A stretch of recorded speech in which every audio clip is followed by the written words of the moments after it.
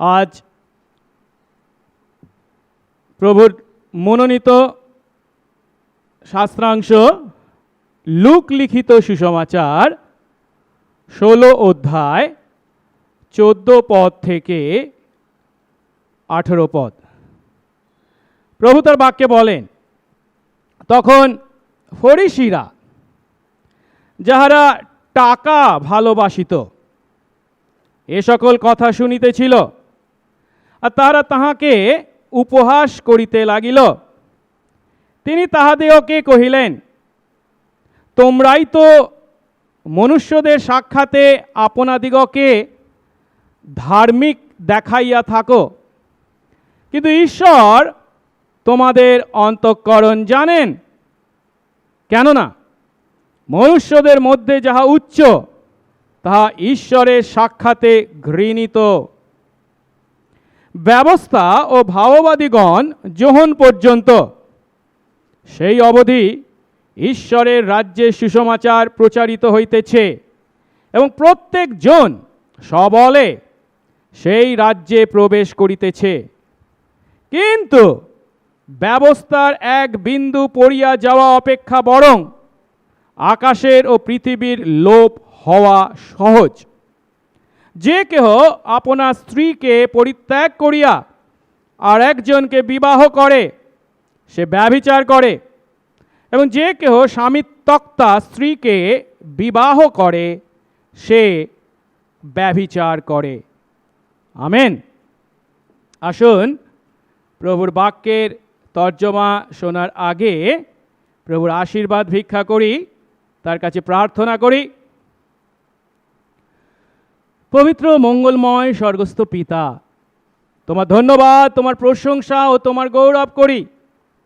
তোমারই অনুগ্রহে তোমার কতিপয় দাস দাসী আজ আমরা তোমার গৃহে মিলিত হয়েছি।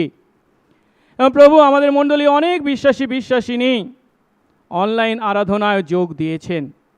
প্রভু গো, তুমি যে আমাদেরকে বাঁচিয়ে রেখেছ, তোমার আরাধনা করার সুযোগ দিয়েছ, তোমার কাছে আমাদের প্রার্থনার ডালি আনার সুযোগ দিয়েছ, তোমার বাক্য থেকে শেখার সুযোগ দিয়েছ, এ সমস্তের জন্য তোমার ধন্যবাদ করি। প্রভু, যখন এই কোভিড-19 অতিমারির কারণে বিশ্বের সর্বত্র হাহাকার, কত মানুষ মারা পড়ছে, আক্রান্ত হচ্ছে, তখনও যে তুমি তোমার অনুগ্রহে আমাদের সঙ্গে সঙ্গে আছো, তোমার পরিচালনা দিয়ে চলেছ, তোমার রাজ্য ধার্মিকতার কাজে আমাদেরকে এই নগণ্য আমাদেরকে ব্যবহার করে চলেছ, তাই তোমার ধন্যবাদ করি। আজ প্রভু, যখন তোমার চরণতলে উপস্থিত হয়েছি, প্রভু তোমার বাক্য শিক্ষা লাভ করতে চাই। আজ আমাদেরকে তুমি সেই লুক 16 অধ্যায় 14 থেকে 18 পদের মাধ্যমে তোমার কথা শুনে সেই ফরিসীরা যখন তোমাকে উপহাস করেছিল, ব্যঙ্গ বিদ্রূপ করেছিল, তখন তুমি তাদের হৃদয় দেখেছিলে আর উপলব্ধি করেছিলে যে তাদের বিভিন্ন ভুল ধারণায় এইভাবে তাদেরকে তোমার উপহাস করতে বাধ্য করেছিল। আর তাই তুমি তাদের উত্তরে, তাদের উপহাসের উত্তরে তাদের সেই সকল ভুল ধারণা ভেঙেছিলে। আজ প্রভু, তুমি সেই একই আশীর্বাদ আমাদের করো।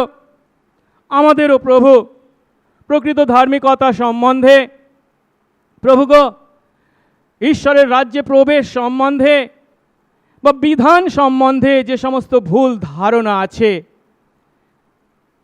তা খণ্ডন করতে, সেই ভুল ধারণা থেকে বেরিয়ে আসতে, সঠিক ধারণার অধিকারী হতে তুমি আমাদের আশীর্বাদ করো, সঙ্গে সঙ্গে থাকো। যিশু নামে এই প্রার্থনা চাই, আমেন। আমরা গত সপ্তাহ থেকে লুক লিখিত সুসমাচার 16 অধ্যায় অধ্যয়ন শুরু করেছি। আর এই 16 অধ্যায় সামগ্রিকভাবে মূলত জাগতিক ধন সম্পত্তি সম্বন্ধে বা টাকা বা অর্থ সম্বন্ধে আমাদের শিক্ষা দেয়। এই অধ্যায় শুরু হয়েছে এক অসাধু দেওয়ানের দৃষ্টান্ত দিয়ে, যে বিষয়ে আমরা গত সপ্তাহে লুক 16 অধ্যায় 1 থেকে 13 পদের মাধ্যমে শিখেছি। আর সেই দৃষ্টান্তের মাধ্যমে যিশু আমাদেরকে ঈশ্বর দত্ত জাগতিক ধন সম্পত্তির প্রতি সঠিক মনোভাব কি, বা সেই সমস্ত ধন সম্পত্তির সঠিক ব্যবহার কি হওয়া উচিত, তা তিনি আমাদের শিক্ষা দিয়েছেন। আর এই 16 অধ্যায়ের শেষও হয়েছে আরেকটি দৃষ্টান্তের মাধ্যমে, যেটা আমরা 19 পদ থেকে 31 পদে পাই, আর যা আমাদের কাছে ধনী ও লাসারের দৃষ্টান্ত নামে পরিচিত। আর সেই ধনী ও লাসারের দৃষ্টান্তের মাধ্যমেও যিশু আমাদেরকে জাগতিক ধন সম্পত্তি সম্বন্ধেই শিক্ষা দিয়েছেন। কারণ সেই দৃষ্টান্তের মাধ্যমে তিনি শিক্ষা দিয়েছেন জাগতিক ধন সম্পত্তি সম্বন্ধে ফরিসীদের যে ভুল ধারণা, তা যেন আমাদের না হয়। কারণ তাদের ধারণা ছিল বিধান পালন বা ধার্মিক জীবনযাপনের প্রত্যক্ষ পরিণাম হচ্ছে আমাদের জীবনে ধন সম্পত্তি, তা যে সঠিক নয়, সেই দৃষ্টান্তের মাধ্যমে তিনি শিক্ষা দিয়েছেন। কিন্তু এই দুটো দৃষ্টান্তের মাঝে যে কয়েকটি পদ রয়েছে, 14 পদ থেকে 18 পদ, এই অংশের বিষয়বস্তু একটু অস্পষ্ট বলে মনে হয়। কারণ এই অংশে আমরা দেখতে পাচ্ছি 14 পদে ফরিসীরা যিশুকে উপহাস করেছে, ভালো কথা। তবে 15 পদে দেখছি যিশু বলছেন যে ঈশ্বর তাদের, সেই ফরিসীদের অন্তঃকরণ জানেন। তবে 15 পদে বলছেন কি না, যোহনের সময় থেকে ঈশ্বরের রাজ্যের সুসমাচার প্রচার চলছে এবং অনেকেই সবলে তার মধ্যে প্রবেশ করছে। তারপরে 17 পদে আমরা দেখতে পাচ্ছি তিনি বলেছেন কি না, বিধান মসির মাধ্যমে যা ঈশ্বর দিয়েছিলেন তার একটা বিন্দুও পতিত হবে না। আর 18 পদে তিনি বলছেন বিবাহ বিচ্ছেদ বা পুনর্বিবাহ সম্বন্ধে এবং তার সঙ্গে ব্যভিচারকে তিনি যুক্ত করেছেন। তাই উপরে উপরে এই পদগুলো পাঠ করলে মনে হয় কয়েকটি বিচ্ছিন্ন বিষয়ের সমষ্টি যেন। কিন্তু আমরা যদি এই শাস্ত্রাংশে প্রেক্ষাপট এবং বিষয়বস্তুকে গভীরভাবে চিন্তা করি, তাহলে আমরা উপলব্ধি করি যে এই শাস্ত্রাংশেও, এই লুক 16 অধ্যায় 14 থেকে 18 পদেও যিশু জাগতিক ধন সম্পত্তি সম্বন্ধে ফরিসীদের যে একাধিক ভ্রান্ত ধারণা ছিল, তাদের একটা একটা করে খণ্ডন করেছেন জাগতিক ধন সম্পত্তি সম্বন্ধে। কেন? কারণ 14 পদে লুক এই কথাগুলি বা এই শাস্ত্রাংশের শুরু করেছেন কি বলে? তিনি বলেছেন ফরিসীরা যারা টাকা ভালোবাসত, অর্থ ভালোবাসত, ধন সম্পত্তি ভালোবাসত, তারা যিশুর কথা শুনে যিশুকে উপহাস করেছিল। আর 15 পদ থেকে যিশু তখন তাদেরকে উত্তর দিয়েছিলেন। তাই আজ আমরা আসুন এই শাস্ত্রাংশকে ভিত্তি করে 2 ধাপে ফরিসীদের উপহাসের প্রতি যিশুর উত্তরকে উপলব্ধি করি এবং সেই উত্তরের মাধ্যমে ধন সম্পত্তি সম্বন্ধে আমাদের বিভিন্ন ভ্রান্ত চিন্তার ত্যাগ করি। 2 ভাগে ভাগ করে আমরা শিখতে চলেছি। প্রথম ভাগে আমরা কি দেখব? যিশুকে ফরিসীরা উপহাস করেছে। দ্বিতীয় ধাপে আমরা দেখব যিশু সেই ফরিসীদের উত্তর দিয়েছেন। আর যখন তিনি উত্তর দিচ্ছেন, তার মধ্যে তিনি দেখাচ্ছেন ধন সম্পত্তির সঙ্গে ধার্মিকতার সম্পর্ক যে, সে সম্বন্ধে ফরিসীদের যে ভুল ধারণা তা তিনি খণ্ডন করেছেন। তারপর ধন সম্পত্তির সঙ্গে ঈশ্বরের রাজ্যে প্রবেশের যে সম্পর্ক, সে সম্বন্ধে তাদের যে ভুল ধারণা ছিল ফরিসীদের, তা তিনি খণ্ডন করেছেন। এবং শেষ ধাপে আমরা দেখব ধন সম্পত্তির সঙ্গে বিধানের সম্পর্ক যে কি, সে সম্বন্ধে ফরিসীদের যে ভুল ধারণা ছিল তা তিনি খণ্ডন করেছেন। আসুন প্রথম ধাপ দিয়ে আমরা শুরু করি। কি না, ফরিসীরা যিশুকে উপহাস করেছিল। গত সপ্তাহে আমরা লূক 16 অধ্যায় 1 থেকে 13 পদ পাঠ করেছিলাম। আর সেখানে আমরা দেখেছিলাম যে যিশু একটি দৃষ্টান্ত দিয়েছিলেন, যে দৃষ্টান্তটা কি, একজন অসাধু দেওয়ানের, ধনাধ্যক্ষের দৃষ্টান্ত। এবং তার মাধ্যমে তিনি আমাদের কাছে 3টি অন্তর্নিহিত শিক্ষা উপস্থিত করেছিলেন। আর সেই 3টে শিক্ষা কি? তিনি আমাদেরকে প্রথমত শিক্ষা দিয়েছেন, ঈশ্বর আমাদেরকে যে সমস্ত ধন সম্পত্তি দিয়েছেন, আমরা যেন সেগুলি অনন্তকালীন সম্পর্ক গড়বার জন্য ব্যবহার করি। দ্বিতীয়ত তিনি যে শিক্ষা দিয়েছেন সেটা কি, ঈশ্বর আমাদেরকে যে ধন সম্পত্তি দিয়েছেন সেগুলোর প্রতি যেন আমরা বিশ্বস্ত হই। এবং তৃতীয়ত, ঈশ্বর আমাদেরকে ধন সম্পত্তি দিয়েছেন, আমরা যেন সেই ধন সম্পত্তির দাসত্ব না করি, কিন্তু কার দাসত্ব করি? ঈশ্বরের দাসত্ব করি। কারণ ধন এবং ঈশ্বর উভয়েরই আমরা দাসত্ব করতে পারি না। আমরা একটাকে ভালোবাসবো কিংবা অন্যটাকে ঘৃণা করব, একটার প্রতি অনুরক্ত হব না অন্যটাকে তুচ্ছ করব। এখন যিশু এই দৃষ্টান্ত এবং তার এই অর্থবাহী শিক্ষা কাদের দিয়েছিলেন? এক পদে কি বলা হয়েছিল? তিনি এই শিক্ষা দিয়েছিলেন কাদেরকে? তার শিষ্যদেরকে। কিন্তু যদিও শিষ্যদেরকে তিনি এই শিক্ষা দিয়েছিলেন মূলত, কিন্তু সেখানে যিশু শিষ্যদের সঙ্গে কিছু ফরিসীও ছিল। আর তাই যিশু যখন শিষ্যদেরকে এই শিক্ষা দিয়েছেন, এই সমস্ত শিক্ষা তাদের কানেও প্রবেশ করেছে। কারণ তারা সব সময় থাকতো যিশুর শিক্ষার ভুল ধরবার জন্য, এখানেও তারা উপস্থিত ছিল। আর যিশু তা জেনেই শিষ্যদেরকে এই শিক্ষা দিয়েছেন। আর যখন তাদের কানে যিশুর শিক্ষা প্রবেশ করেছে, তখন তারা চটে গেছে, সেই শিক্ষাকে ভালো মনে গ্রহণ করতে পারেনি। আর তাই তারা যিশুকে উপহাস করেছে, পরিহাস করেছে, ব্যঙ্গ বিদ্রূপ করেছে। দেখি তো আমরা তাদের সেই প্রতিক্রিয়া সম্বন্ধে 14 পদে লূক কি লিখেছেন। 14 পদ, তখন ফরিসীরা, যারা অর্থ বা টাকা ভালোবাসত, যারা এই সমস্ত কথা শুনছিল, এই সমস্ত কথা মানে কি, যিশুর দেওয়া এই সমস্ত শিক্ষা, এই দৃষ্টান্ত এবং তার শিক্ষা শুনছিল, তারা তাকে উপহাস বা ব্যঙ্গ করতে লাগলো। এই সমস্ত শিক্ষা 13 পদে যিশু কি শিক্ষা দিয়েছেন? কোন দাস 2 মনিবের বা 2 কর্তার দাসত্ব করতে পারে না। কারণ সে হয় একজনকে ঘৃণা করবে, অন্যকে প্রেম করবে, নয়তো একজনে অনুরক্ত হবে, অন্যকে তুচ্ছ করবে। তোমরা ঈশ্বর ও ধন উভয়ের দাসত্ব করতে পারো না।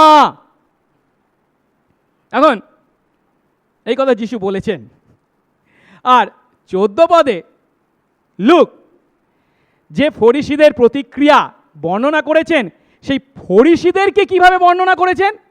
স্পষ্ট তিনি বলছেন, ফরিসীরা যারা কি অর্থ ভালোবাসিত, টাকা ভালোবাসত। এখন যিশু 13 পদে একটু আগে কি বলেছেন? কেউ ধন ও ঈশ্বর, টাকা ও ঈশ্বর উভয়ের দাসত্ব করতে পারে না। তার মানে কি, হয় সে টাকাকে ভালোবাসবে, ঈশ্বরকে ঘৃণা করবে, নয়তো ঈশ্বরের প্রতি অনুরক্ত হবে এবং টাকাকে তুচ্ছ জ্ঞান করবে। কিন্তু 14 পদে লূক ফরিসীদের সম্বন্ধে কি বলছে? তারা টাকাকে ভালোবাসত। তারা টাকাকে ভালোবাসত মানে কি? তারা ঈশ্বরকে কি করত? ঘৃণা করত। এখন যিশু যখন সরাসরি এই কথা দ্বারা ফরিসীদের বিবেককে দংশিত করেছেন, তখন তাদের স্বাভাবিক প্রতিক্রিয়া কি আশা করতে পারি আমরা? সাধারণ পাপী মানুষ যখন বিবেক দংশন অনুভব করে, তখন তাদের কাছ থেকে কি প্রতিক্রিয়া আশা করা যায়? প্রত্যেক ক্রিয়ারই সমান ও বিপরীত প্রতিক্রিয়া আছে, তাই তো? যিশু তাদের বিবেককে আঘাত করেছেন, আর তারা এবার যিশুকে তাহলে আঘাত করবে না, প্রত্যাঘাত করবে, এটাই স্বাভাবিক। আর তাই তারা কি করছে? যিশুকে উপহাস করছে, ব্যঙ্গ বিদ্রূপ করছে। এখন তারা কি এমন বলেছিল যে কথার দ্বারা তারা যিশুকে ব্যঙ্গ করেছিল বা উপহাস করেছিল? সে বিষয়ে লুক যদিও স্পষ্ট করে আমাদেরকে এখানে কিছু বলেননি, কিন্তু প্রেক্ষাপটকে ভিত্তি করে এ বিষয়ে আমরা একটু অনুমান করতে পারি। আমরা জানি এই ফরিসীরা তাদের ধন সম্পত্তি সম্বন্ধে কি চিন্তা করত? তাদের চিন্তা ছিল, তারা যেহেতু বিশ্বস্তভাবে ঈশ্বরের বিধান পালন করে চলেছে, তাই ঈশ্বর তাদেরকে আশীর্বাদ করেছেন, তারা আশীর্বাদ পাওয়ার যোগ্য। আর সেই আশীর্বাদই হচ্ছে কি? তাদের এই ধন সম্পত্তি। তাদের ধন সম্পত্তি ছিল, অর্থাৎ তারা বিশ্বাস করত, তারা যেহেতু ঈশ্বরের বিভিন্ন বিধান নিষ্ঠা সহকারে বিশ্বস্তভাবে পালন করেছে, সেহেতু ঈশ্বর তাদেরকে এই সমস্ত অর্থ এবং ধন দিয়েছেন, আশীর্বাদ করেছেন। এ হচ্ছে আশীর্বাদের সাক্ষ্য প্রমাণ। ভালো কথা। কিন্তু অন্যদিকে তারা যখন নিজেদের সঙ্গে যিশুকে তুলনা করেছে, তারা যিশুর মধ্যে কি দেখতে পেয়েছে? যিশু হলেন একজন দীন দরিদ্র মানুষ। কেন? যিশু নিজের সম্বন্ধে কি বলেছেন? মতি 8 অধ্যায় 20 পদে বলছেন, মনুষ্য পুত্রের, মানে তাঁর মাথা গোঁজার, মাথা রাখারও পর্যন্ত স্থান নেই। আর শুধু যিশু নন, তার যে সমস্ত শিষ্য ছিল তারাও ছিল গরিব। আর তাহলে কি বলবে? তাদের চিন্তায় কি আমাদের জাগতিক ধন দৌলত বা অর্থ বা সম্পত্তি হচ্ছে কি ঈশ্বরের বিধান পালন করেছি বলে তার প্রমাণ, তার আশীর্বাদ, তার জন্য পরিণাম? কিন্তু ইহুদিদের তা আছে, ফরিসীদের তা আছে, যিশুর তা নেই। যিশুর তা নেই মানে কি?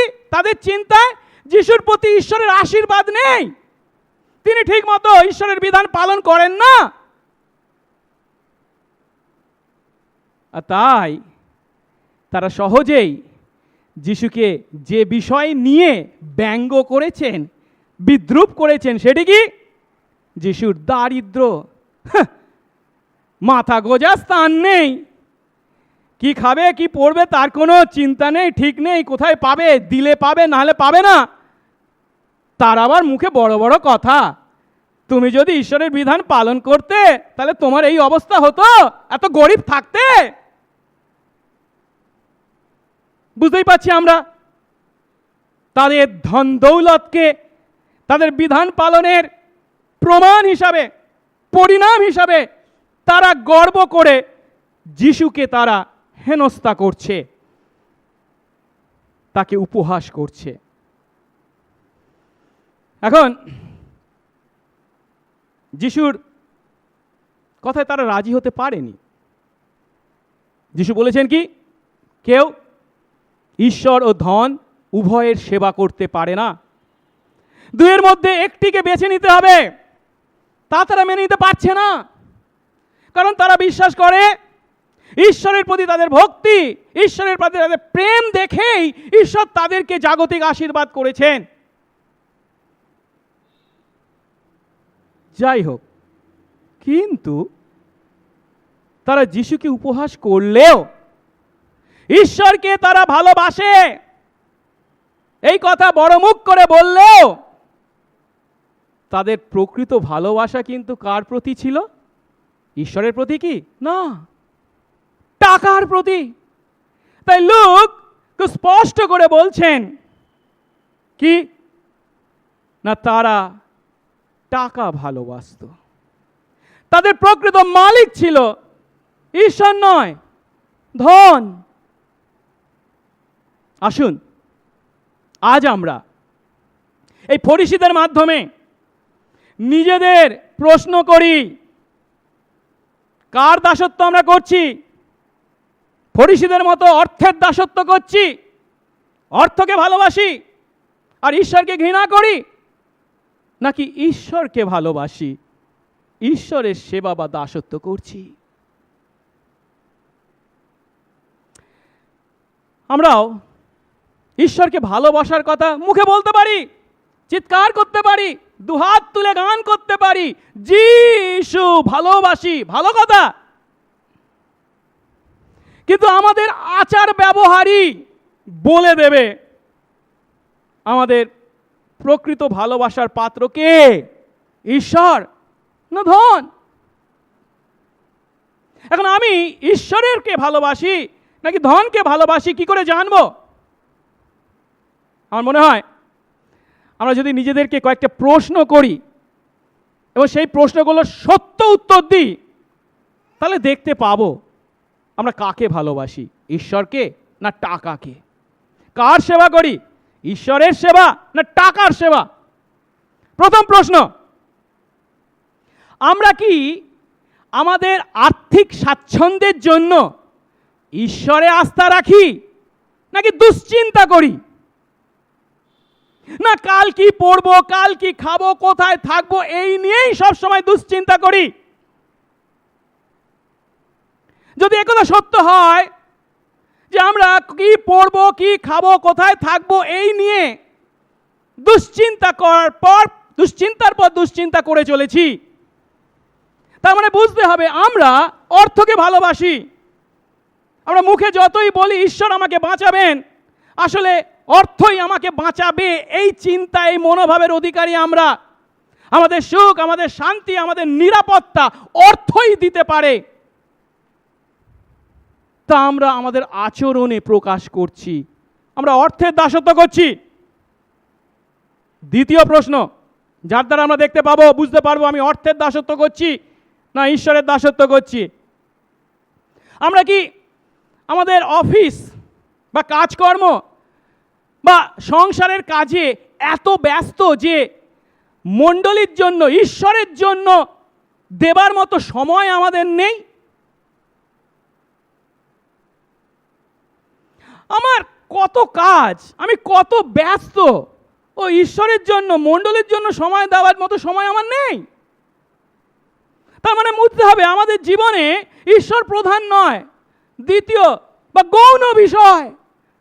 আমার জীবনে সেই সমস্ত কাজ, সেই সমস্ত জীবিকা এবং তার মাধ্যমে অর্থ উপার্জনই হচ্ছে প্রথম। অর্থাৎ আমাদের সময়ের উপর অর্থ কর্তৃত্ব করছে। তৃতীয় প্রশ্ন, আমরা কি সব সময় কোনো একটা বিষয় কেনার জন্য সেই চিন্তায় ডুবে আছি? ওই মোবাইল ফোনটা, ওই ঘড়িটা, ওই গয়নাটা, ওই শাড়িটা, ওই পোশাকটা কবে কিনবো, কিভাবে কিনবো, ইত্যাদি ইত্যাদি চিন্তায় যদি আমরা মগ্ন থাকি, তাহলে বুঝতে হবে আমরা অর্থকেই ভালোবাসি। কারণ আশা করছি তার দ্বারাই আমাদের ইচ্ছা পূর্ণ হবে। আমরা কখন ঈশ্বরের সঙ্গে মিলিত হব, কখন ঈশ্বরের কাছে প্রার্থনা করব, কখন তার বাক্য পাঠ করব, কখন তার সান্নিধ্যে আসব, তার জন্য চিন্তা নেই। কে আমাদের জীবনে প্রথম প্রধান? খুব পরিষ্কার, অর্থের দাসত্ব করছি আমরা।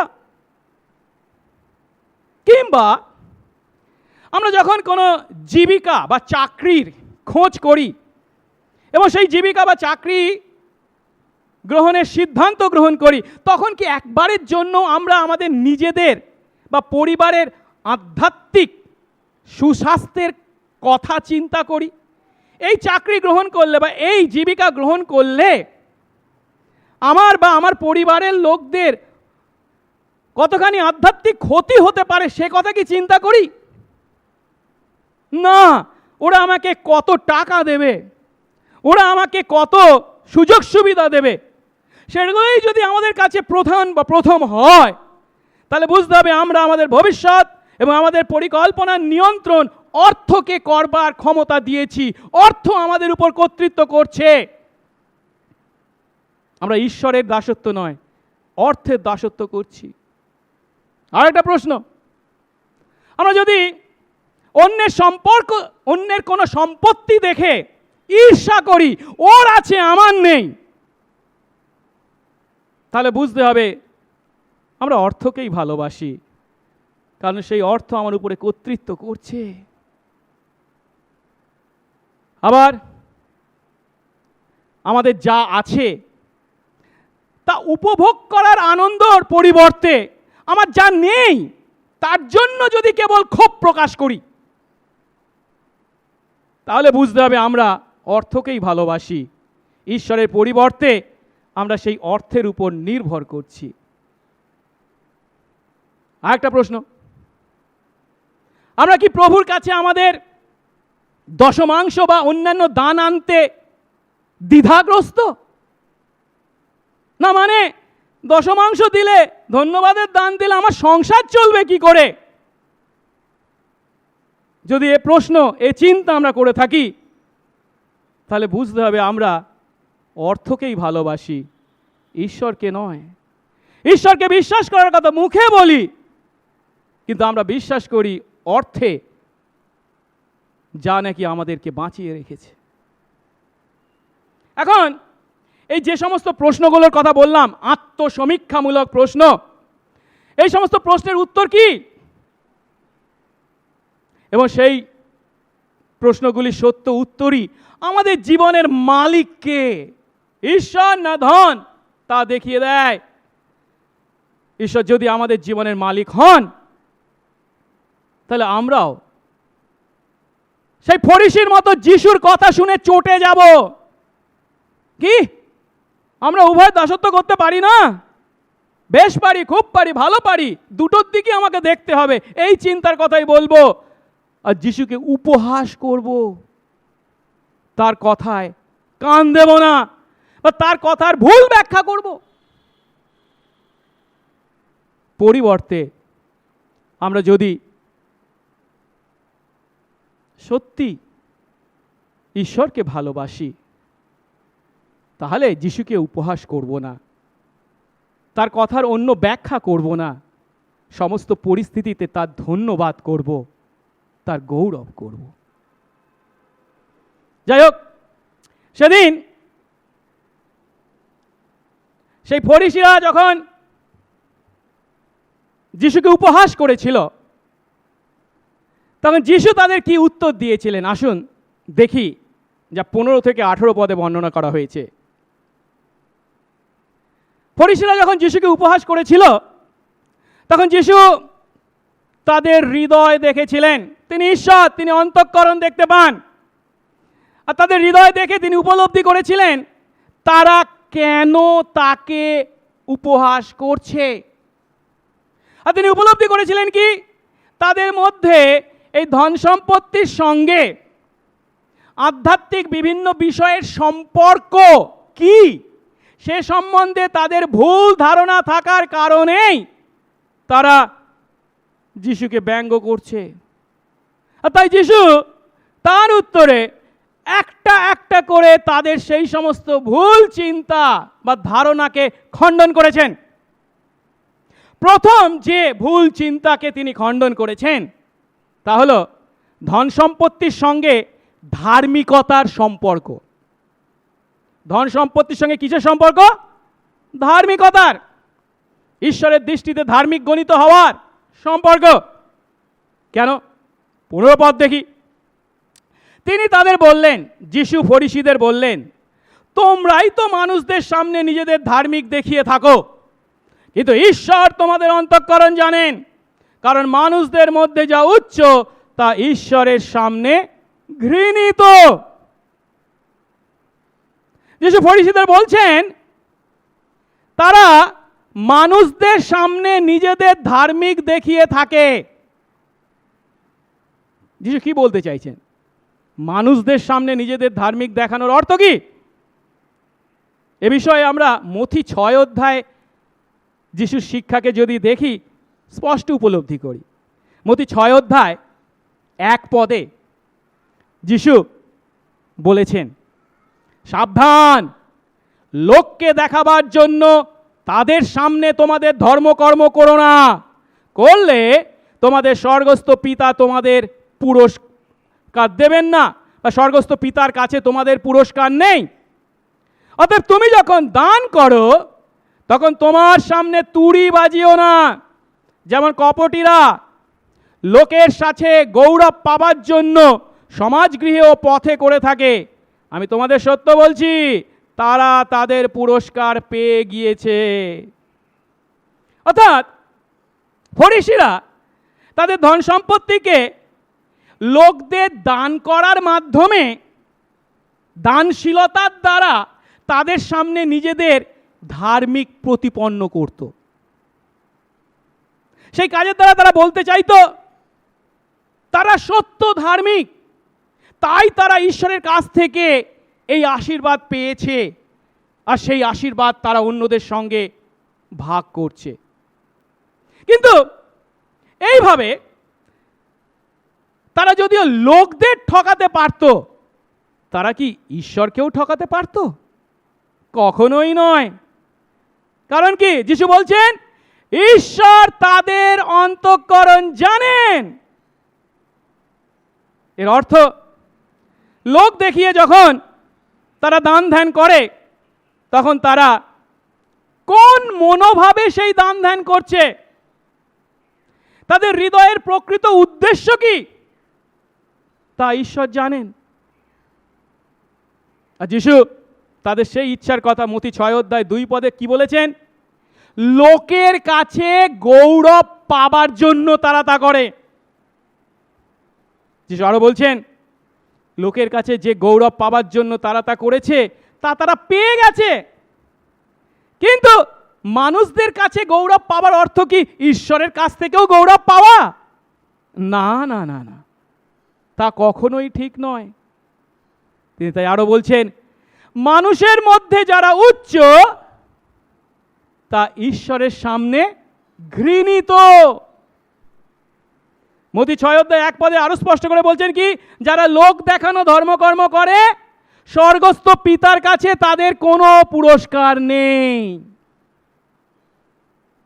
তাহলে যিশু এখানে তার এই উত্তরের মাধ্যমে ধন সম্পত্তির সঙ্গে আমাদের ধার্মিকতার কি সম্পর্ক সে সম্বন্ধে কি বলেছেন?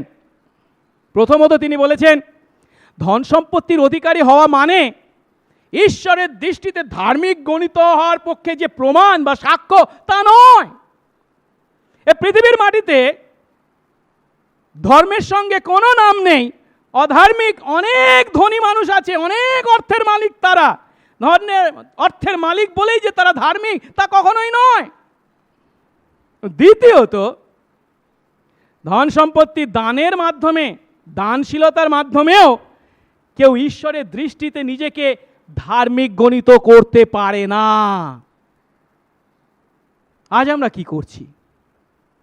ফরিসীদের অনুকরণে আমরাও কি আমাদের ধন সম্পত্তির অধিকারের দ্বারা আমাদের ধার্মিকতা জাহির করছি?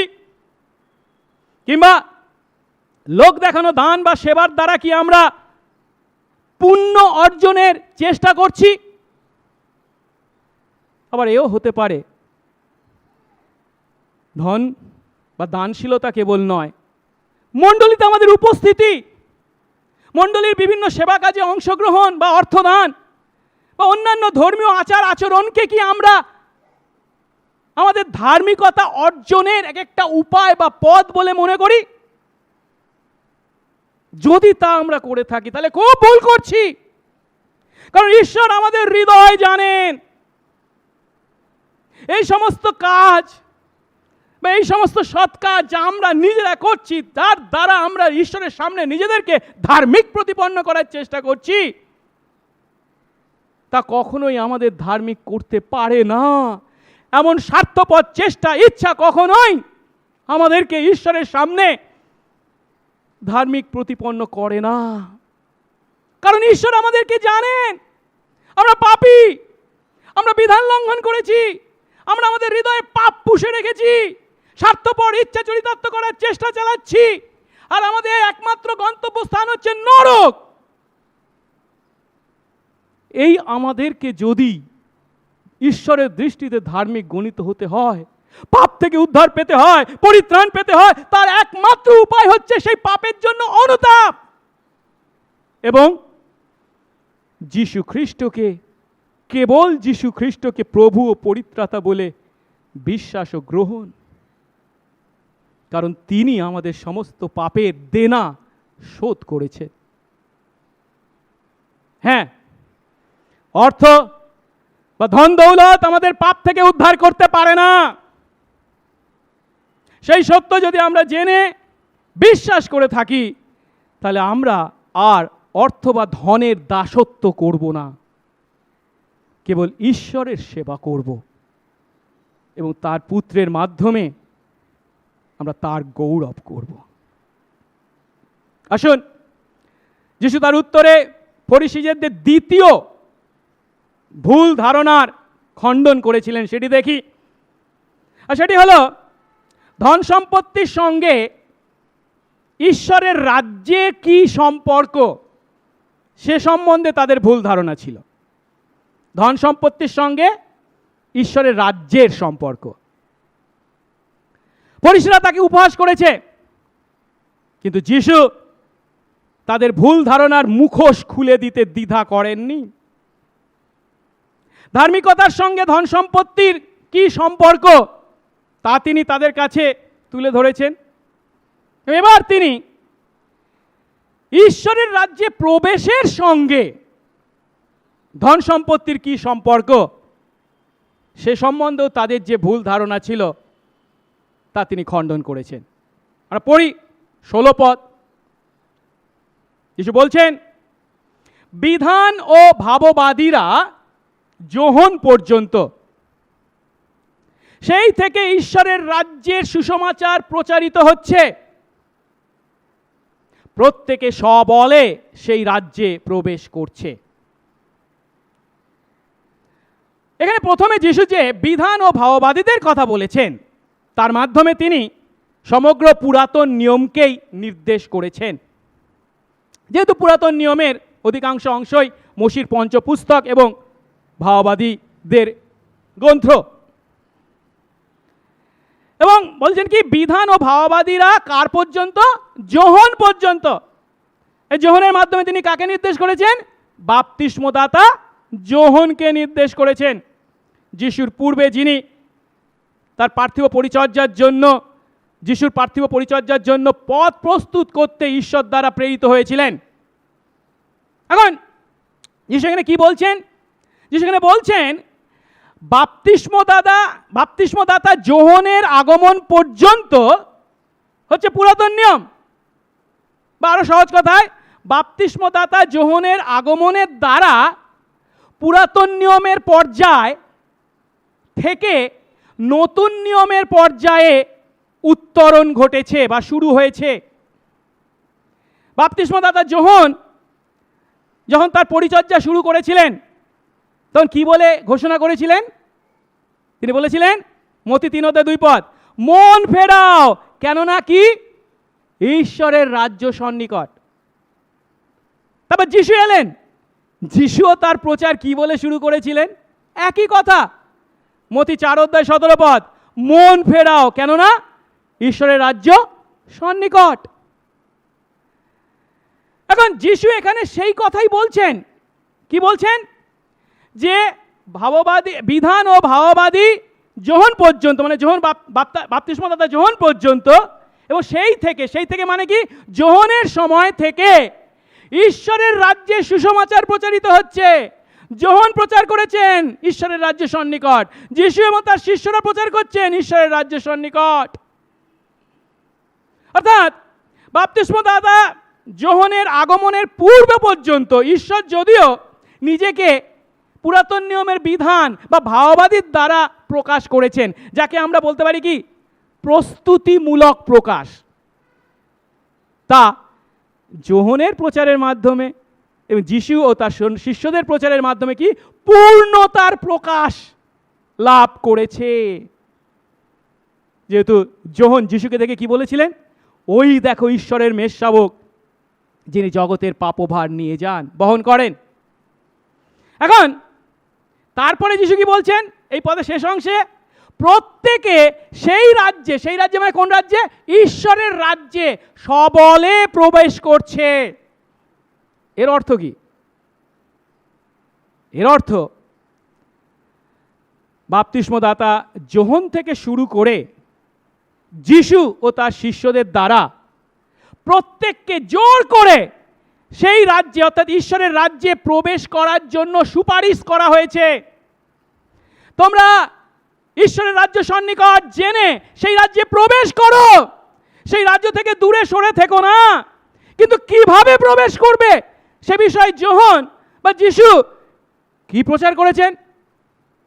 যিশু বলছেন, যদি আমরা এই লুক লিখিত সুসমাচারী 13 অধ্যায় 24 পদ দেখি, বলছেন সংকীর্ণ দ্বার দিয়ে প্রবেশ করতে প্রাণপণ করো। প্রাণপণ করো মানে কি? সবলে তোমার সমস্ত শক্তি, জ্ঞান, বুদ্ধি ব্যয় করে তার মধ্যে প্রবেশ করো, প্রাণপণে প্রবেশ করো, প্রাণপণ করো। এখানেই আমরা দেখতে পাচ্ছি ইহুদিদের ভুল ধারণাকে, ঈশ্বরের রাজ্যে প্রবেশ করার ভুল ধারণাকে যিশু খণ্ডন করেছেন। কারণ এই ইহুদিদের ভুল ধারণা কি ছিল? এই সমস্ত ফরিসীদের ভুল ধারণা কি ছিল? তারা ভাবত আমরা বিধান পালন করেই ঈশ্বরের রাজ্যে প্রবেশ করতে পারি। আর তার জন্য তারা কি করত?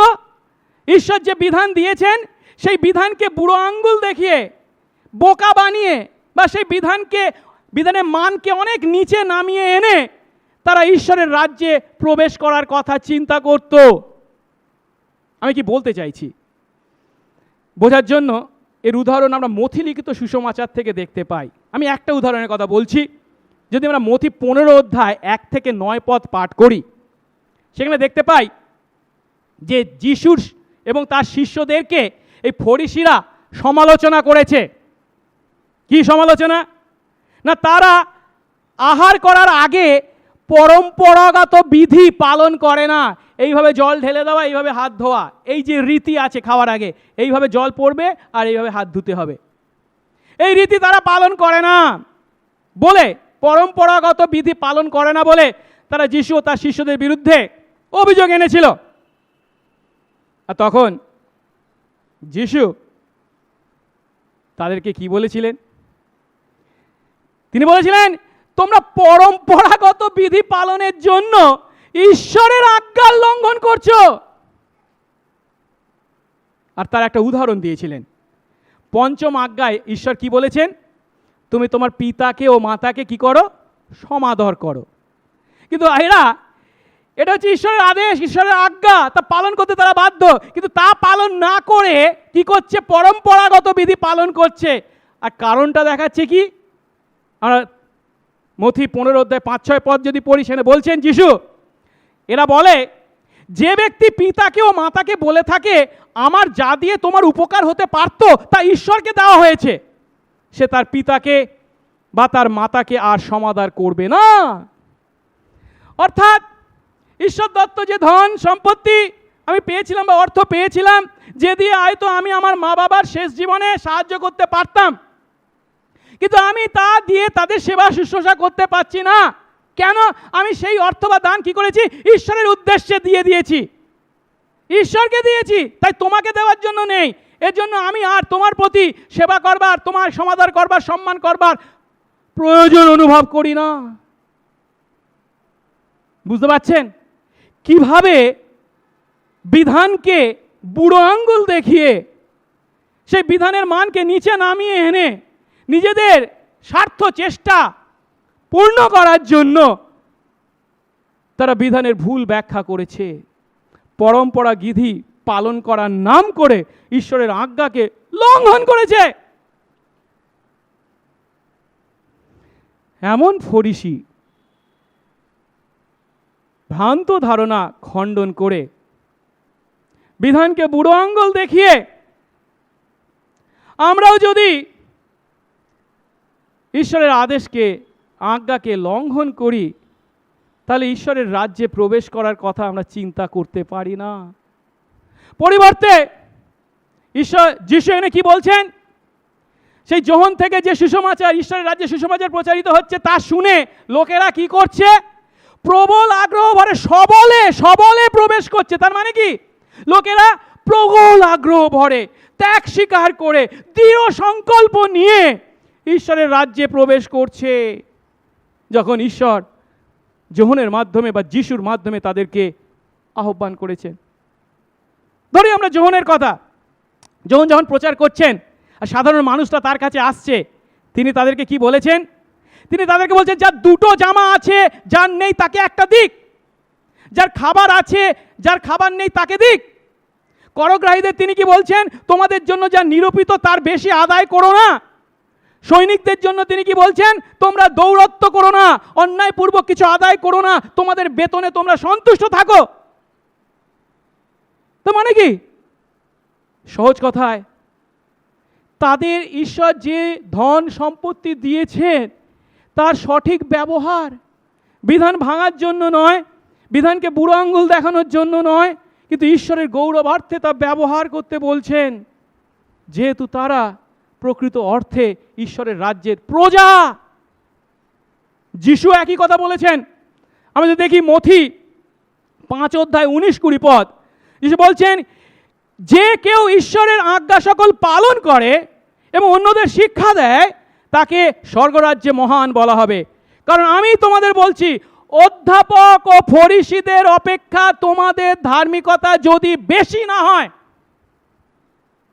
অধ্যাপক ও ফরিসীদের বিধান পালনের নাম করে মেকি ধার্মিকতার থেকে তোমাদের ধার্মিকতা যদি বেশি না হয়, তোমরা কোনো মতে স্বর্গরাজ্যে প্রবেশ করতে পারবে না। আর লক্ষ্য করার বিষয় হলো, স্বর্গরাজ্যে প্রবেশ সম্বন্ধে যখন বাপ্তিস্মদাতা যোহন প্রচার করেছেন, যিশু প্রচার করেছেন, তখন তাদের প্রচার শুনে কারা? করগ্রাহীরা, পাপীরা মন পরিবর্তন করে ঈশ্বরের রাজত্বকে স্বীকার করে ঈশ্বরের রাজ্যে প্রবেশ করেছে। আর ধর্মীয় নেতারা, ফরিসীরা কি করেছে? তারা ক্রমশ যিশুকে অস্বীকার করেছে, অবিশ্বাস করেছে, যিশুর প্রতিরোধ করেছে। এখানেও তারা যিশুকে উপহাস করছে। ঈশ্বরের রাজ্য থেকে তারা নিজেদেরকে দূরে সরিয়ে রাখছে। আজ আমরা কি করছি? আমরাও কি যিশুর সময়কার সেই সমস্ত ফরিসীদের মতো একই ভুল করে চলেছি? আমরাও কি আমাদের অর্থ, ধন সম্পত্তির দ্বারা ঈশ্বরের রাজ্যে প্রবেশ আশা করছি? নাকি আমরাও বিধানকে বুড়ো আঙ্গুল দেখিয়ে নিজেদেরকে ঈশ্বরের প্রিয় পাত্র প্রমাণ করতে চাইছি? গালাতীয় 6:7 পদে পৌল বলেছেন, ভ্রান্ত হয়ো না, ঈশ্বরকে পরিহাস করা যায় না, মানুষ যা বোনে তাই কাটে। আবার ইব্রিয় 10:31 পদে বলা হয়েছে, জীবন্ত ঈশ্বরের হাতে পড়া ভয়ঙ্কর বিষয়, মারাত্মক বিষয়। তাই ঈশ্বরের রাজ্য সম্বন্ধে যিশু যে সুসমাচার প্রচার করেছেন, সেই সুসমাচার অনুসারে যেন আমরা ঈশ্বরের রাজ্যে প্রবেশ করি। আর সেই সুসমাচার অনুসারে ঈশ্বরের রাজ্যে প্রবেশের একমাত্র উপায় হলো নিজের পাপ স্বীকার করে, সেই পাপের জন্য অনুতপ্ত হয়ে, পাপ থেকে উদ্ধারের জন্য কেবল যিশুকে একমাত্র প্রভু ও পরিত্রাতা বলে বিশ্বাস ও গ্রহণ। আমরা কি আমাদের পাপের জন্য অনুতাপ করেছি? যিশুকে বিশ্বাস করেছি? নাকি এখনো আমরা আমাদের ধন সম্পত্তির কথা চিন্তা করে ঈশ্বরের রাজ্যে প্রবেশের কথা আশা করছি? আসুন, তাদের তৃতীয় যে ভুল ধারণা যিশু সেদিনকে তার উত্তরের মাধ্যমে ভেঙেছিলেন সেটি দেখি। আর সেটি হলো, ধন সম্পত্তির সঙ্গে বিধানের কি সম্পর্ক? এই ধন সম্পত্তির সঙ্গে ঈশ্বরের বিধানেরও কি সম্পর্ক, এ সম্বন্ধে ফরিসীদের ভুল ধারণা ছিল। আর যিশু সেই ভুল ধারণা ভাঙতেও দ্বিধা করেননি। অনেক সময় আমরা মনে করি, যেহেতু পুরাতন নিয়ম হচ্ছে বিধান বা ভাববাদী পুস্তক, এবং যোহন বাপ্তাইজকের সময় থেকে নতুন পর্যায়ের উত্তরণ ঘটেছে, আর তাই ঈশ্বরের সেই পুরানো প্রকাশ বা প্রস্তুতিমূলক প্রকাশ যে পুরাতন নিয়ম বা বিধান ভাওবাদী, সেগুলো এখন অপসৃত হয়েছে, সেগুলোকে বর্জন করা হয়েছে, তা পালন করার আর কোনো দরকার নেই। তাহলে আমরা খুব ভুল করব। যিশু কি বলেছেন দেখি তো আমরা 17 এবং 18 পদ। কিন্তু বিধানের এক বিন্দু পড়ে যাওয়া অপেক্ষা বরং আকাশের ও পৃথিবীর লোপ হওয়া সহজ। যে কেউ নিজের স্ত্রীকে পরিত্যাগ করে আরেকজনকে বিয়ে করে সে ব্যভিচার করে, আর যে কেউ স্বামিত্বক্তা স্ত্রীকে বিয়ে করে সেও ব্যভিচার করে। অর্থাৎ পৃথিবীতে যীশু খ্রিস্টের আগমনের দ্বারা যদিও নতুন যুগের সূচনা হয়েছে, ঠিক কথা, পৃথিবীর মাটিতে ঈশ্বরের রাজ্যের শুভ উদ্বোধন হয়েছে, তাও ঠিক কথা, কিন্তু পুরাতন নিয়মে বিধানের মাধ্যমে ঈশ্বর যে নিজেকে প্রকাশ করেছিলেন সেই বিধান কি অপসারিত হয়েছে? সেই বিধানকে কি বর্জন করা হয়েছে? সেই বিধানের কোনো প্রয়োজন নেই তাই কি? না। আমরা জানি পুরাতন নিয়মের বিধানকে মূলত 3 ভাগে ভাগ করা যায়: সরকারি বিধান সিভিল লজ, পর্ব সংক্রান্ত বিধান সেরেমোনিয়াল লজ, এবং নৈতিক বিধান মোরাল লজ। এখন যীশু খ্রিস্টতে সরকারি বিধান বা পর্ব সংক্রান্ত বিধান পূর্ণ হয়েছে, কিন্তু মৌলিক নৈতিক যে সমস্ত বিধান ঈশ্বর দিয়েছিলেন তা কিন্তু একইভাবে বহাল আছে। 10 আজ্ঞার মতো আজ্ঞা, নৈতিক আজ্ঞা ঈশ্বর যা ইসরায়েল তথা আজ আমাদেরকে দিয়েছেন একইভাবে আমাদের জন্য প্রযোজ্য। আর তাই যিশু মথি 5 অধ্যায় 17-18 পদে কি বলেছেন? তিনি বলছেন, মনে করো না আমি বিধান বা ভাওবাদী গ্রন্থ লোপ করতে এসেছি, অপসারণ করতে এসেছি। না, আমি তা লোপ করতে আসিনি, পরিবর্তে আমি তা পূর্ণ করতে এসেছি। কারণ আমি তোমাদের বলছি, যে পর্যন্ত আকাশ ও পৃথিবী লুপ্ত না হবে সেই পর্যন্ত বিধানের এক মাত্রা কি এক বিন্দু লুপ্ত হবে না, সমস্তই সফল হবে। যিশু এখানে ফরিসীদের ভুল ধারণা খণ্ডন করতে এই একই কথার পুনরাবৃত্তি করেছেন। আকাশ ও পৃথিবীর লোপ হবে, কিন্তু বিধানের এক বিন্দুরও লোপ হবে না। এখন প্রেক্ষাপট থেকে বিষয়টাকে বোঝবার চেষ্টা করি। ফরিসীরা কি ভেবেছিল? তারা ভেবেছিল পুরাতন নিয়মে যে সমস্ত বিধান দেওয়া হয়েছে সেগুলি নিজেদের সুযোগ সুবিধা মতো ব্যাখ্যা করে বা সেই বিধানগুলিতে ভাঁজ দিয়ে আমরা ঈশ্বরের বিধান নিখুঁতভাবে পালন করতে পারি এবং তার দ্বারা নিজেদেরকে ঈশ্বরের সামনে ধার্মিকতার যোগ্য ব্যক্তি হিসাবে প্রমাণ করতে পারি। আর তাই তারা কি করত? সেই সমস্ত বিধান পালন করা যায় এমন মানে নিচে নামিয়ে এনে তার ব্যাখ্যা করত, এবং যারা তা পালন করত তারা তা নিজেদেরকে ধার্মিক বলে চিন্তা করত। সেই জন্য বিশ্রামবার যখন পালন করতে হবে, বিশ্রামবারে কি কি করা যেতে পারবে, কি কি করা যেতে পারবে না, তার লম্বা ফর্দ তারা তৈরি করেছিল, যেগুলো তাদের পক্ষে করা সম্ভব এমন ফর্দ। কিন্তু যিশু এখানে তাদের এই ভ্রান্ত ধারণাকে খণ্ডন করেছেন। আর পুরাতন নিয়মের নৈতিক বিধান সকল যে একইভাবে আজ বহাল আছে তার উদাহরণ হিসাবে তিনি একটি বিষয়ের কথা বলেছেন 18 পদে। সেটা হচ্ছে কি? বিবাহ বিচ্ছেদ এবং পুনর্বিবাহ। যদিও পুরাতন নিয়মের প্রস্তুতির সময় ছাপিয়ে এখন নতুন নিয়মের পূর্ণতার সময় এসে গেছে, ঠিক কথা, কিন্তু পুরাতন নিয়মে যা ব্যভিচার ছিল নতুন নিয়মেও তা একইভাবে ব্যভিচার থেকে গেছে। আমরা নতুন যুগে প্রবেশ করেছি বলে ব্যভিচার সম্বন্ধীয় নৈতিক বিধান যে পাল্টে গেছে আর প্রয়োজনীয় নয়, উল্টে গেছে, তা নয়। পুরাতন নিয়মে বিধানের সময় ব্যভিচার সম্বন্ধে তার যে বিধান ছিল এখনো একইভাবে সেই বিধানই থেকে গেছে। ঈশ্বর মোশির মাধ্যমে যে 10 আজ্ঞা দিয়েছিলেন তার 7ম আজ্ঞায় কি বলেছিলেন? পরিষ্কার, ব্যভিচার করো না।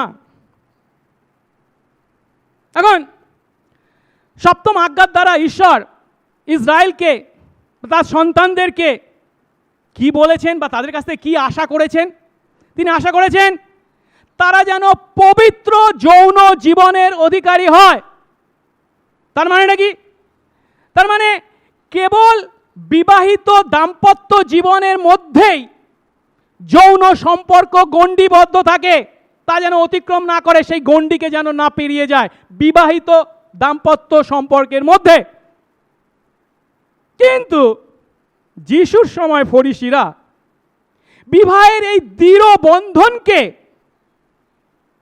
সহজেই নিজেদের সুবিধা মতো আলগা করে দিয়েছিল তাদের সেই সমস্ত ভ্রান্ত ব্যাখ্যার মাধ্যমে। এখন ইহুদি সমাজ যেহেতু পুরুষ প্রধান ইহুদি সমাজ ছিল, সেই জন্য এই ইহুদি ধর্মীয় নেতাদের মধ্যে যারা রব্বি ছিল তারা সামান্য কারণকে ভিত্তি করে বিবাহ বিচ্ছেদ করতে পুরুষদেরকে অনুমতি দিয়েছিল। আর অন্যদিকে স্ত্রীদের প্রতি মারাত্মক নিষ্ঠুর ব্যবহার করলেও তাদের বিবাহ বিচ্ছেদ করার অনুমতি দেওয়া হয়নি। উদাহরণ, ইতিহাস বলে, ইহুদিদের ইতিহাস বলে, তাদের মধ্যে এক রব্বি ছিল যার নাম ছিল হিলেল। মহান হেরোদের সময় যিনি রব্বি ছিলেন, তিনি তার শিক্ষায় এমন কথা বলেছেন, স্ত্রীর তৈরি খাদ্যে স্বামী যদি স্বাদ না পান, কিংবা স্ত্রী রুটি তৈরি করেছে তার কিছুটা যদি পুড়ে গিয়ে থাকে, তাহলে স্বামী তাকে বিবাহ বিচ্ছেদ করতে পারে। আবার যিশুর কয়েক বছর পর 110 খ্রিস্টাব্দের আনুমানিক সেই সময় ইহুদের এক রব্বি ছিল যার নাম আকিবা। তিনি বলেছেন, স্বামী যদি তার স্ত্রীর থেকে বেশি সুন্দরী কারুর খোঁজ পায় তাহলে সে তার স্ত্রীকে বিবাহ বিচ্ছেদ করতে পারে।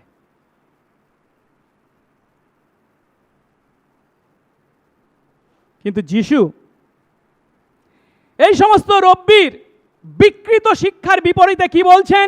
18 পদ, যে কেউ নিজের স্ত্রীকে পরিত্যাগ করে ও অন্য একজনকে বিয়ে করে সে ব্যভিচার করে, আর যে কেউ সেই স্বামীর তক্তা স্ত্রীকে বিয়ে করে সেও ব্যভিচার করে। তাহলে কি যিশু একেবারে চরমভাবে বিবাহ বিচ্ছেদকে অনুমতি দেননি? তিনি কেবল একটি মাত্র কারণে বিবাহ বিচ্ছেদকে অনুমতি দিয়েছেন, যে কারণটির কথা মথি 5 অধ্যায় 32 পদে আমরা পাই। আর সে কারণটি হলো কি?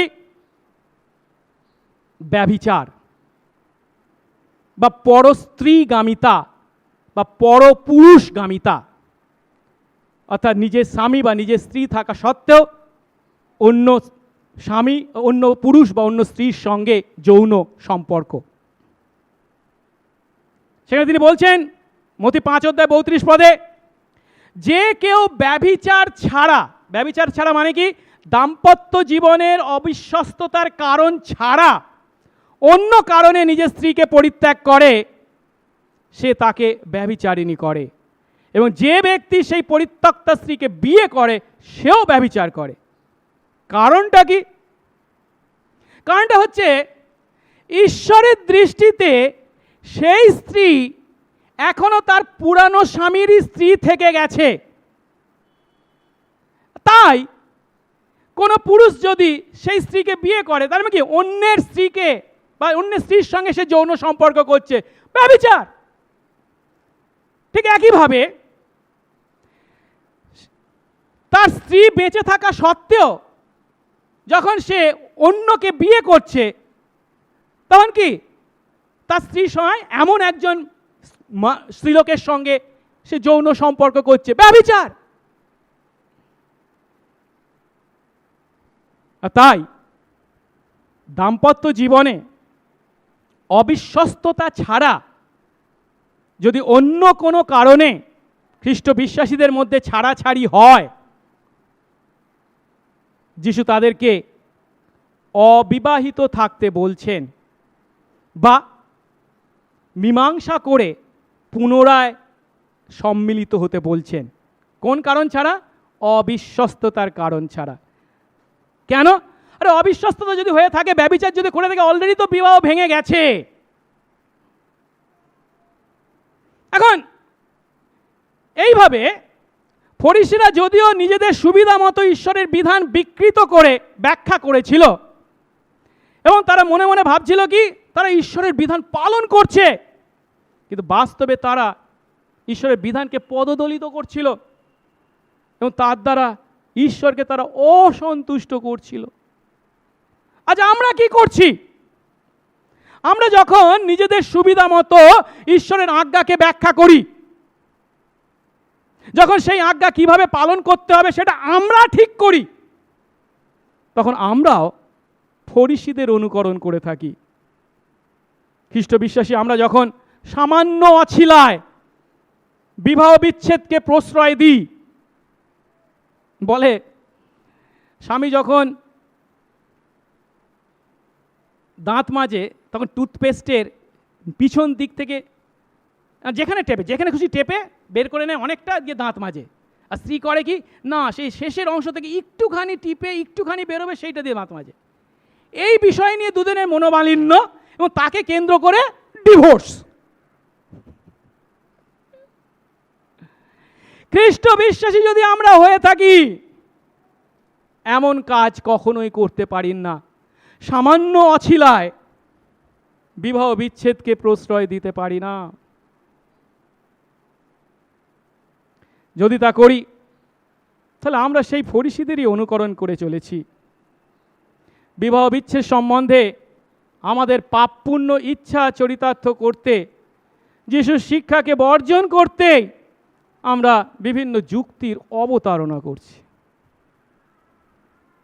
অনেক সময় আমরা বিভিন্ন যুক্তি দেখিয়ে থাকি। কিরম যুক্তি?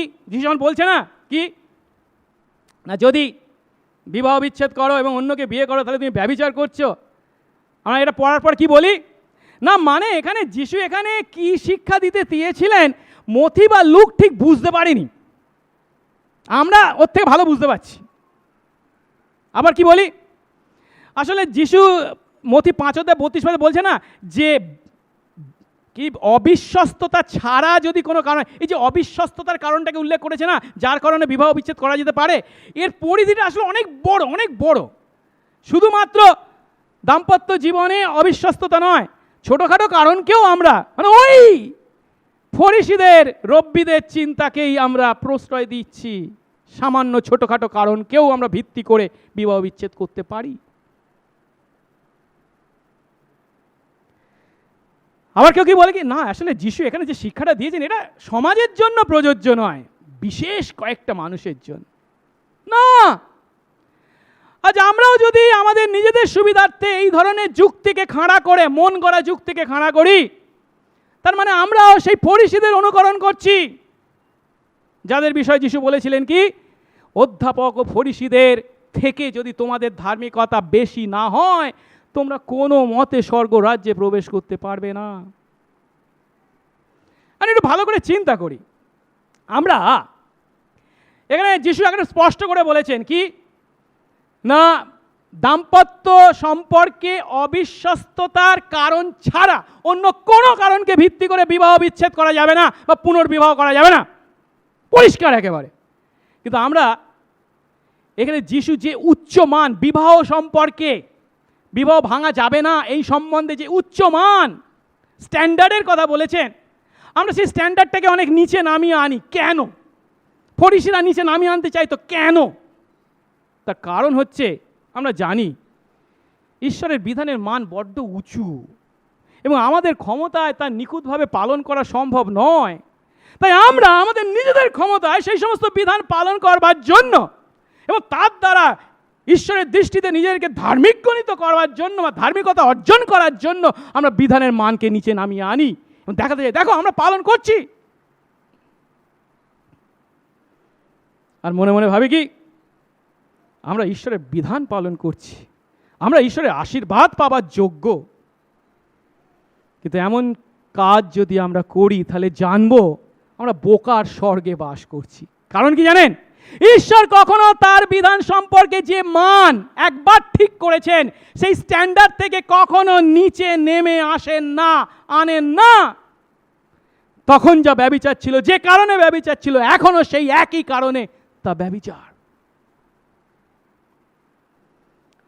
আমি যেটা এখানে বলতে চাইছি সেটা হচ্ছে কি, যিশু এখানে ব্যভিচারকে একটা উদাহরণ হিসাবে জাস্ট ব্যবহার করেছেন এবং তার মাধ্যমে তিনি দেখিয়েছেন ফরিসিরা কিভাবে ঈশ্বরের বিধান বা বিধানের ভুল ব্যাখ্যা করে বা ভুল ধারণার অধিকারী।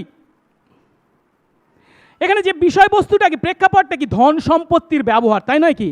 তাহলে আমরা যিশুর এই শিক্ষাকে ধন সম্পত্তির প্রতিও বিধান কি শিক্ষা দিচ্ছে সে সম্বন্ধে ইহুদিদের ভুল ধারণাকে খণ্ডন করবার জন্য যিশু ব্যবহার করেছিলেন বলে চিন্তা করতে পারি। আর তাই এই কথা আজ আমাদের প্রতি একইভাবে প্রযোজ্য। কেন? আজও আমাদের মধ্যে অনেকেরই এমন চিন্তা আছে কি, যারা ধনী, যারা দানশীলতার জীবনযাপন করে তাদের সম্মান করি, তাদের উচ্চ পদাঙ্কিত করি। কারণ কি, তাদের অনেক ধন আছে, তারা সম্মানিত ব্যক্তি, তারা কত দানশীল।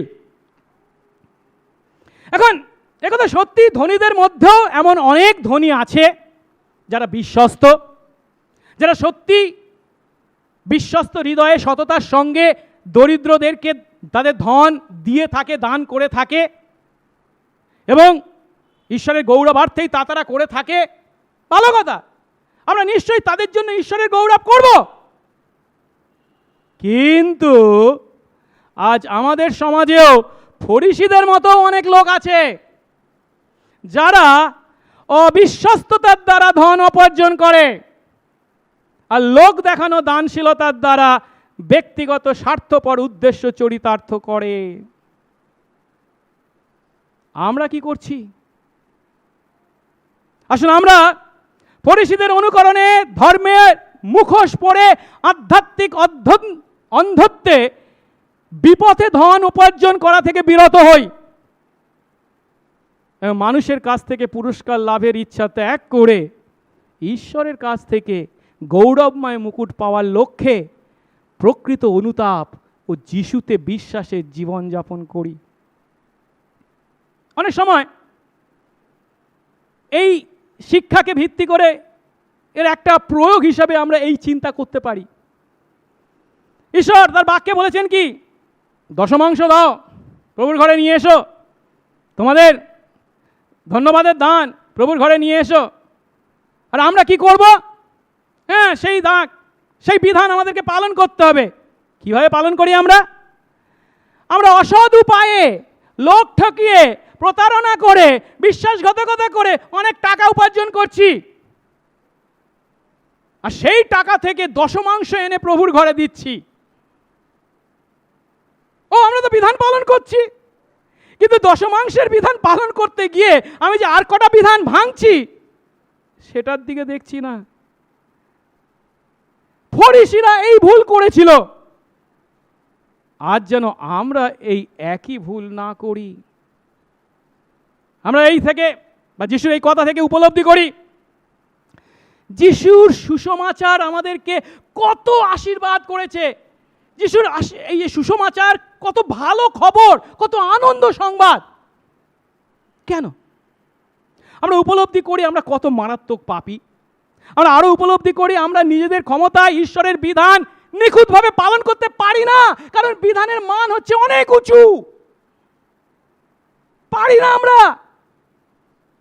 এখন ঈশ্বর দেখলেন এরা এই বিধান পালন করতে পারে না, বিধানের মান অনেক উঁচু করে ফেলেছি আমি, ওদের জন্য ওদের প্রয়োজনীয় বিধানের মানটাকে নিচে নামিয়ে আনি। ঈশ্বর কি তাই করেছেন? না, তার পরিবর্তে তিনি কি করেছেন? তিনি তার পুত্রকে জুগিয়েছেন, যিনি আমাদের পাপের পরিবর্তে সেই পাপের শাস্তি নিজে গ্রহণ করেছেন এবং আমাদের সমস্ত যে বিধান পালন করবার কথা ছিল আমরা করতে পারিনি, তিনি আমাদের পরিবর্তে সেই সমস্ত বিধান নিখুঁতভাবে পালন করেছেন। আর তাই আমরা যখন আমাদের পাপের জন্য প্রকৃত অনুতপ্ত হয়ে সেই যিশুকে আমাদের একমাত্র প্রভু ও পরিত্রাতা বলে বিশ্বাস ও গ্রহণ করি, আমাদের পাপ আর আমাদের প্রতি শাস্তি বা অনন্ত মৃত্যু আনতে পারে না। তার পরিবর্তে যিশুর ধার্মিকতা আমাদেরকে বিধান পালন বা সৎ কাজের দ্বারা যে আশীর্বাদ আমরা অর্জন করতে পারিনি, সেই আশীর্বাদ অর্থাৎ ঈশ্বরের সামনে ধার্মিক গণিত করে, অনন্ত জীবন দেয়, স্বর্গের নাগরিক করে।